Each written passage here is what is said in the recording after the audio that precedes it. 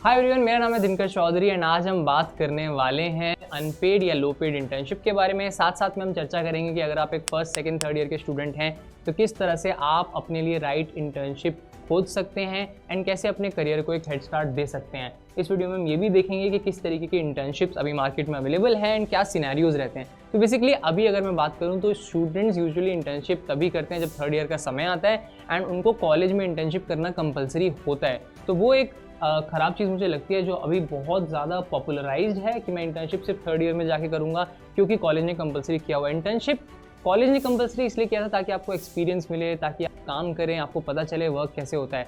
But अब वो भी एक ऐसा लग रहा है कि करिकुलम का पार्ट हो गया एंड उसको भी ऐसा लग रहा है कि रट्टा मार के या पैसे देके कंप्लीट करा लिया जाता है, जो कि इंटर्नशिप का मेन गोल नहीं है। तो अभी हम बात करते हैं कि पिछले वीडियो में हमने डिस्कस कर लिया था वैसे कि आपको इंटर्नशिप कब स्टार्ट करनी चाहिए, कैसे करनी चाहिए, किस तरीके से आप राइट इंटर्नशिप खोज सकते हैं। तो अगर आपने वो नहीं देखा तो आप ज़रूर उस वीडियो को देखिए।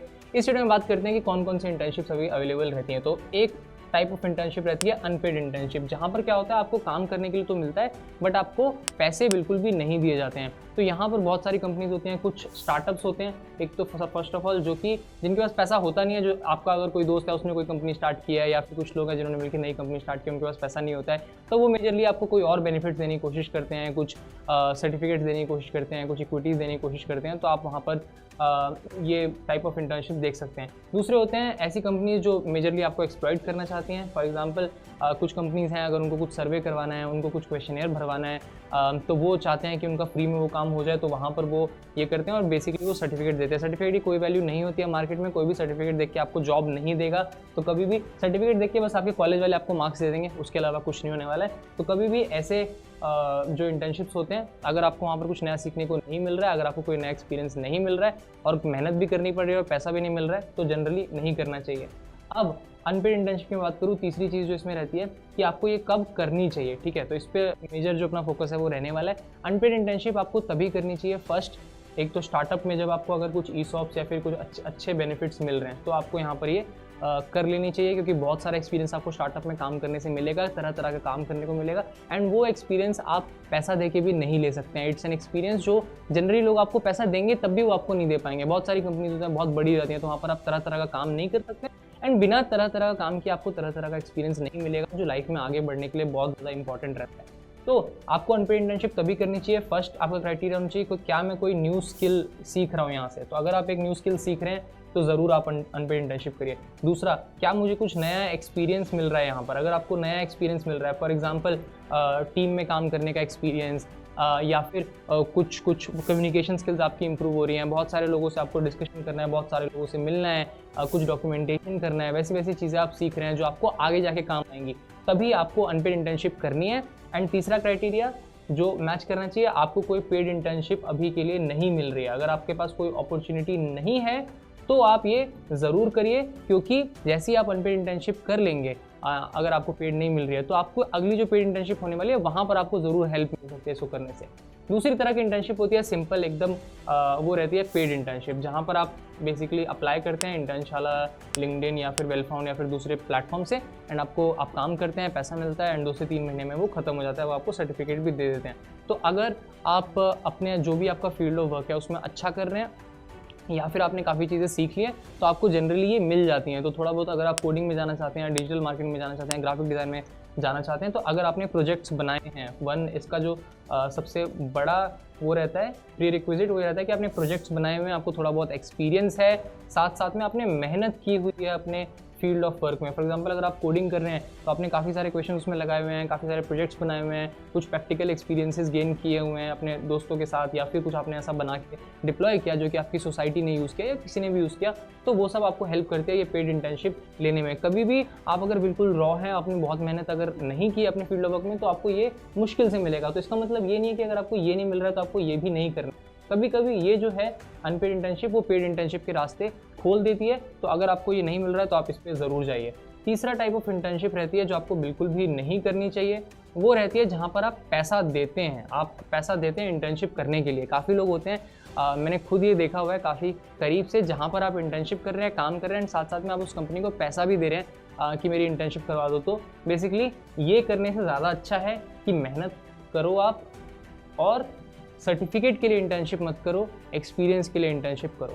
ठीक है, नेक्स्ट पॉइंट पे डिस्कस कर लेते हैं जो कि बहुत अंडररेटेड है। मतलब आप में से बहुत लोग हैं जिन्होंने अभी तक काम नहीं किया, इसलिए उनको पता नहीं है कि अनपेड इंटर्नशिप, लो पेड इंटर्नशिप या फिर पेड इंटर्नशिप, यहाँ पर ये भी आ जाएगा, पेड भी इंटर्नशिप आ जाएगी, तो कैसे ये आपको हेल्प कर सकती है। किसी भी तरह की इंटर्नशिप जो भी आपने किया है, क्वेश्चनियर भरवाने वाली नहीं, सर्वे भरवाने वाली नहीं, ऐसी डेटा एंट्री वाली नहीं, ऐसी इंटर्नशिप जहाँ से आपने कुछ सीखा है वो आपको किस तरीके से हेल्प कर सकती है, उस पर हम बात करते हैं।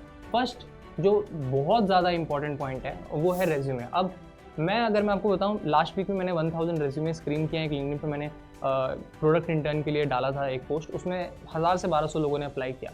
एंड मैं जब जनरली एज अ रिक्रूटर जब प्रोफाइल देखता हूं, तो अगर कोई किसी ने इंटर्नशिप ऑलरेडी की हुई होती है तो वो प्रोफाइल मुझे ज़्यादा अच्छा लगता है, क्योंकि मुझे पता है कि वो कुछ स्ट्रगल करके आया है, उसने कहीं पर काम ऑलरेडी किया हुआ है। तो ऑब्वियसली ये उन बच्चों के लिए अनफेयर हो जाता है जिन्होंने इंटर्नशिप नहीं की हुई है, जो कि अच्छे टैलेंट के साथ हैं, बट स्टिल जो बच्चे ने ऑलरेडी काम किया हुआ है वो ऑब्वियसली उसको कम सिखाना पड़ता है, तो वो जल्दी पिक कर लेता है चीज़ें।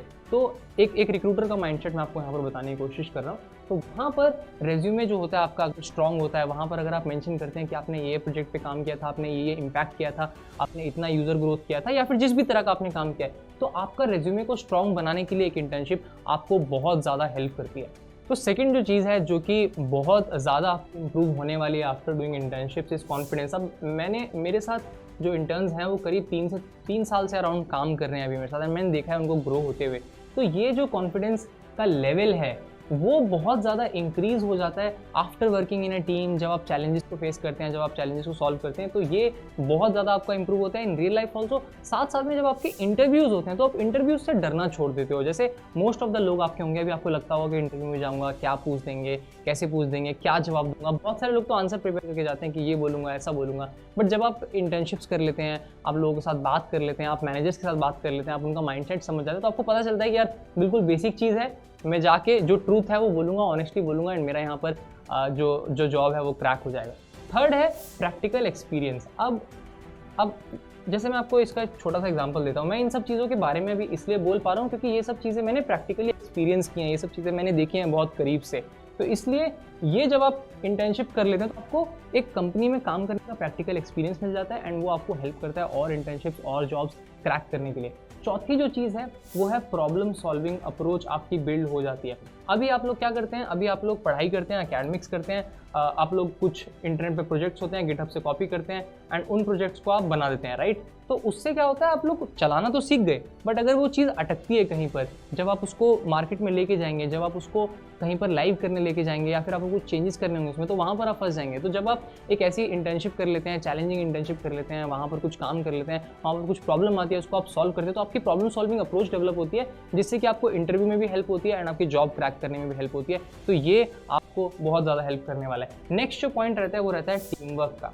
अब ये आप में से अभी काफ़ी लोग होंगे जिनको जब मैं भी 3rd-4th ईयर में था तो मुझे लगता था कि यार कर ही लूँगा, बट जब मैं स्टार्टिंग में तो मुझे पता चला कैसे आपको एडजस्ट करना होता है दूसरों के लिए। काफ़ी आपको ये लेट्स से आप बहुत ज़्यादा फास्ट हैं, आपकी टीम आपके साथ काम नहीं करने पड़ रही है, तो आपको उनको लेके चलना पड़ता है, तभी एक प्रोजेक्ट जो है डिलीवर होता है। आप अकेले एक प्रोजेक्ट डिलीवर नहीं कर सकते हैं। तो ये बहुत सारी चीज़ आपको सिखाता है कि इंटर्नशिप आपको बहुत तरीक़ों से बहुत सारी चीज़ सिखाता है, किस तरीके से आप टीम वर्क में काम कर सकते हैं, कैसे आप चीज़ों को और ज़्यादा बेहतर कर सकते हैं अपने लिए भी एंड दूसरों के लिए भी। तो ये बहुत इंपॉर्टेंट है। अभी मे भी आपको ये समझ ना आए, बट आगे जाके ज़रूर समझ आए। क्रिकेट मैचेस आप ज़रूर देखते हैं तो आपको पता चला होगा टीम वर्क कितना ज़्यादा इंपॉर्टेंट होता है एक टीम को नंबर 1 पे ले जाने के लिए। नेक्स्ट जो चीज़ रहती है वो होती है कम्युनिकेशन स्किल्स। अब देखो, जब आप कंपनी में काम करते हो तो एक तरीका होता है चीज़ों को एग्जीक्यूट करने का, बोलने का, कन्वे करने का। काम कराने के लिए आपको अच्छे से मतलब बोलना पड़ेगा। वैसे तो हर जगह अच्छे से बोलना चाहिए, बट एक तरीका होता है बोलने का। ऐसे नहीं कि आप काम कर दो, तो आपको बताना पड़ता है कि क्यों ये काम कर दो, राइट। तो बहुत सारे अगर मैं बोलूँ सॉफ्ट स्किल्स होते हैं जो कि आप यहाँ पर ये इंटर्नशिप्स करके कहीं पर भी एक्वायर करते हो, जो कि आपको हेल्प करता है आपकी नेक्स्ट जॉब क्रैक करने में, साथ साथ में आपकी लाइफ ईजी बनाता है। बहुत सारी चीज़ें अपने काम से सीखेंगे जो आपको रियल लाइफ में मदद करेगी। तो ये सारे बेनिफिट्स हैं जो बिल्कुल आपको मिलने वाले हैं जैसी भी इंटर्नशिप मिले।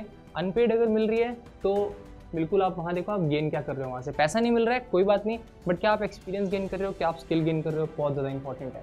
लो पेड के लिए सेम चीज़, पेड मिल रही है तो बहुत अच्छा है, बट मैंने आपको पेड के लिए बता दिया कि आपको मेहनत करनी पड़ेगी, प्रोजेक्ट्स बनाने पड़ेंगे, तभी आपको पेड मिलेगी।